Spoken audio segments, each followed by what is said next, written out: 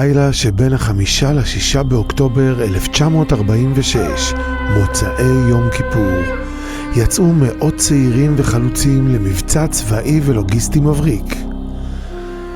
באותם ימים הבריטים שלטו בארץ ותכננו להשאיר את הנגב מחוץ לגבולות המדינה היהודית העתידית, בטענה שהוא יבש, ריק ושומם. The Negev will remain empty.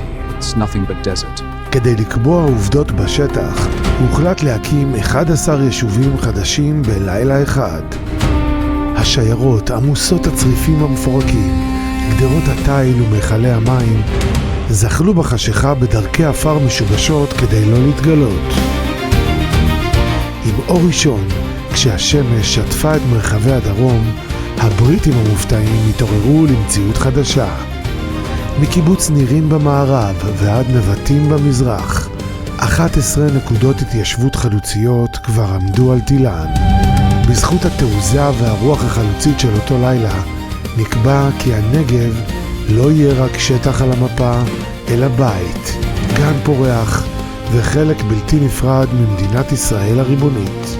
בשטחי המועצה האזורית בני שמעון הוקמו 4 יישובים במסגרת המבצע הנועז הזה: חצרים, נבטים, משמר הנגב ושובל.